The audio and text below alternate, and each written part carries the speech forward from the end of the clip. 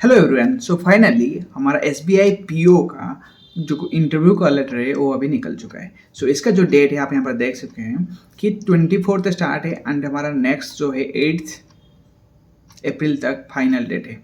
तो उसके अंदर आप इसको डाउनलोड कर सकते हैं। सो मेन इम्पोर्टेंट है कि यहाँ पर आप लोगों का जिन लोगों का अभी मेंस क्लियर हो चुका है the feeling will be like something mix. ठीक है।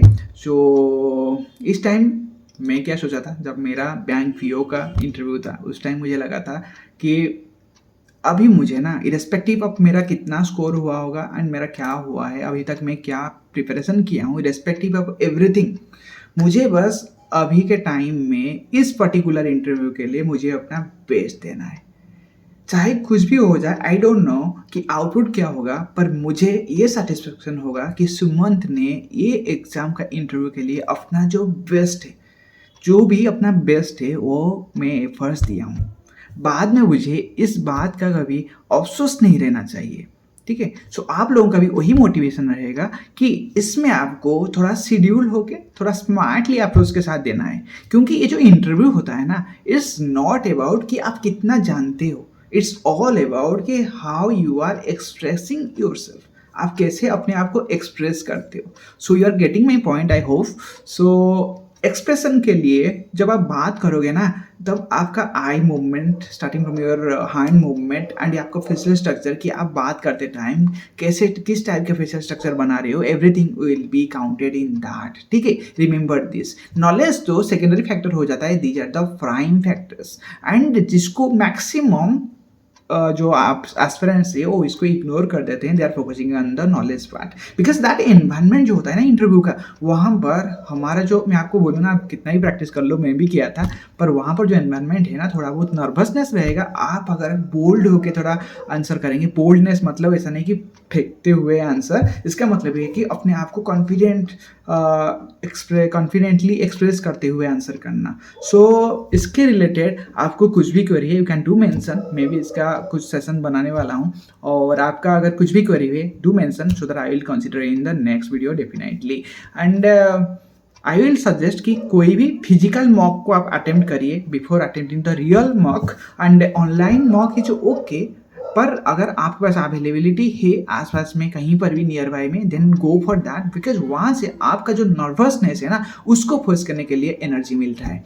एंड साथ ही साथ इसमें हमें क्या क्या नॉलेज फैक्टर को अगर देखा जाए, देखो आपका ऐसा नॉलेज होगा तभी तो आपको कॉन्फिडेंट फील होगा, ये भी एक प्राइम फैक्टर है। ठीक है। सो इसके लिए हमें ये करना है कि देखो, बैंकिंग नॉलेज बेसिक तो आपने पढ़े ही होंगे। ठीक है। और बैंकिंग नॉलेज के साथ जो भी हॉट टॉपिक्स है उसको याद रखना है। थोड़ा बहुत अभी हमारा जो भी अभी बजट्स में कुछ कुछ बैंकिंग रिलेटेड टॉपिक है, हॉट टॉपिक्स है, उसको भी याद रखना है। ठीक है। एंड क्या क्या टॉपिक्स है उसके रिलेटेड भी मैं एक सेशन बना दूंगा। एंड ये वाला सब के साथ साथ जो भी आपका अभी मार्केट में थोड़ा बहुत न्यूज चल रहा है उसके ऊपर भी थोड़ा ध्यान दीजिए। एडिटोरियल को आज के डेट से स्टार्ट कर लीजिए, नेक्स्ट इंटरव्यू दिन तक हर दिन आपको न्यूज़पेपर का एक ओवरव्यू मारना है एंड एडिटोरियल पढ़ना है। ये आपका डेली होगा अभी इंटरव्यू के लिए स्पेशली, क्योंकि इसके साथ आप अपडेट रहेंगे, विल लर्न द लैंग्वेज। ठीक है।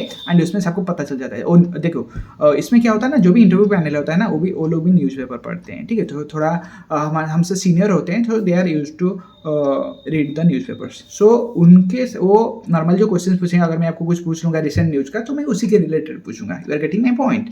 सो दैट्स द वन फैक्टर। और साथ ही साथ है, आप जितना रिवाइज करेंगे अपना जो इंट्रो को हो गया, इंट्रो का भी आपको डायरेक्टली भी पूछ सकते हैं, share something which is not mention in your biodata. ठीक है। उसके लिए आप अपने आप को ऐसा कुछ आंसर करना है जिसको कि इंटरव्यू आपके हाथ में रहे। ठीक है। सो दैट्स द मेन एक इम्पोर्टेंट फैक्टर रहता है। एंड बिलीव मी, हम एक्चुअली इंटरव्यू को हैंडल कर सकते हैं। ये हमारा सब कुछ, हमारा आंसर क्या देते हैं उसके ऊपर डिपेंड करता है। And there are many things to share with you. And अगर आपको चाहिए whatever the queries, whatever questions, confusion you have, do mention. I will definitely cover in the next session. ठीक है। चलिए फिर मिलते हैं नेक्स्ट में, और टेक केयर। एंड बस अपने ऊपर भरोसा रखो, आगे बढ़ते जाओ, डेफिनेटली क्रैक इट, बिकॉज आपका जो एफर्ट्स है ना, that always makes you of. ठीक है। आपको ऑलवेज आगे बढ़ने में वो हेल्प करता है। Believe on your efforts and go on guys. ठीक है। Take care, bye bye and happy learning.